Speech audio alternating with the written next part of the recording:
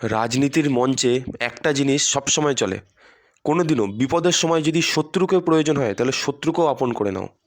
বর্তমানে দাঁড়িয়ে পশ্চিমবঙ্গে এরকম যে একটা ঘোর বদল, এটা হয়তো পশ্চিমবঙ্গের মানুষ কোনোদিনও দেখেনি।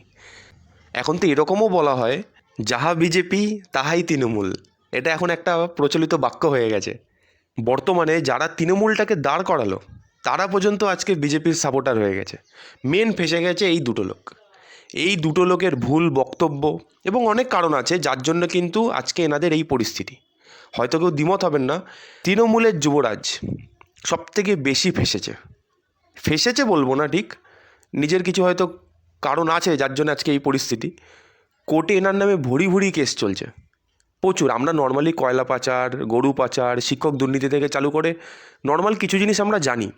এছাড়াও বহু কেস আছে যেগুলো আমরা জানিই না। মানে এনার নামে এখন ভরি ভরি কেস চলছে। বেশ কয়েকদিন আগে অভিষেক বন্দ্যোপাধ্যায় কলকাতা হাইকোর্টে হেয়ারিং ছিল। কলকাতা হাইকোর্টে হেয়ারিংয়ের টাইমে উনি বলে যে আমাকে ইউএসএ যেতে হবে 3 সপ্তাহের জন্য। কেন? আমার সেই এক টাইম অ্যাক্সিডেন্ট হয়েছিল, রোড অ্যাক্সিডেন্ট হয়েছিল, তা আমাকে মাঝে মাঝে মেডিকেল চেক আপ করাতে যেতে হয়। এই জন্য ইউএসএর একটা হসপিটাল আছে, সেখানে আমাকে 3 সপ্তাহের জন্য যেতে হবে। এটা আমার ফান্ডামেন্টাল রাইটস, এটা আমার অধিকার আছে, আমি যেতে পারি, আমার মেডিকেল চেক আপ আছে। তা কোর্ট থেকে এভিডেন্স চাওয়া যখন হয় যে ঠিক আছে আপনি এভিডেন্স দেখান, কী গুরুত্বপূর্ণ কাজ আছে, তা কোর্ট থেকে বলা হয় ল্যাক অফ এভিডেন্স। আপনার এই যে এভিডেন্সগুলো দিয়েছেন সেই এভিডেন্সগুলো ঠিকঠাক মানে কোর্টের লাগেনি। তা কোর্ট থেকে কিছু অর্ডার দিয়েছে। জাস্টিস সৌগত ভট্টাচার্য বলে যে আপনার যে 3 সপ্তাহের জন্য যে বলছেন ইউএসএ যাবে, তা আপনি ভারতে দেখিয়ে নিন। ভারতে মেডিকেল সায়েন্সের অবস্থা তো এতটাও খারাপ না, ভারতে তো ভালো ভালো জায়গা আছে। আপনি ভারতের মধ্যে থাকবেন, আপনার নামে 15 থেকে 16খানা ক্রিমিনাল কেসেস চলছে, আপনি এখন কোথাও যেতে পারবেন না, লুক আউট নোটিশ আছে, আপনি ভারতেই দেখান। তা কোর্ট থেকে অর্ডার দেওয়া হয় যে আপনি যদি চোখ দেখাতে চান তাহলে এসএসকেএমে দেখান। এসএসকেএম সবাই আমরা জানি নামকরা হসপিটাল। তো এসএসকেএমে হসপিটালে আপনি চোখ দেখাবেন, আপনি দেশের বাইরে যেতে পারবেন না। এই জিনিসটা শোনার পর অভিষেক বন্দ্যোপাধ্যায়ের যে উকিল আছে এটা রিফিউজ করে দেয়, বলে যে না আমি এখানে দেখাবো না, আমার ওখানেই ট্রিটমেন্ট চলছে, আমি ওখানেই দেখাবো। তো কোর্ট থেকে আরও বলা হয় আপনার যখন এরকম অসুবিধা হচ্ছে আমি 3খানা বোর্ড মেম্বার গঠন করে দিচ্ছি, একদম স্পেশালিস্ট যারা যারা টপ লেভেলের এসএসকেএমের, তারা থাকবে, আপনার কোনো রকম অসুবিধা হবে না।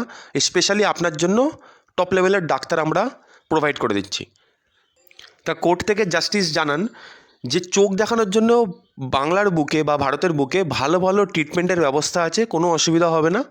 কিন্তু অ্যাট দি লাস্ট অভিষেক ব্যানার্জির উকিল এতে কোনোভাবে মানেন না, মানে অভিষেক ব্যানার্জি মানেন না।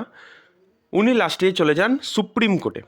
সুপ্রিম কোর্টে 3 জাজের আন্ডারে তার পিটিশন পড়ে।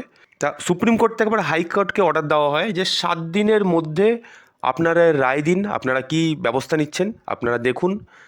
এখন 7 দিনের মধ্যে হাইকোর্ট থেকে কি ফাইনাল কল নেয় ওটা হচ্ছে দেখার।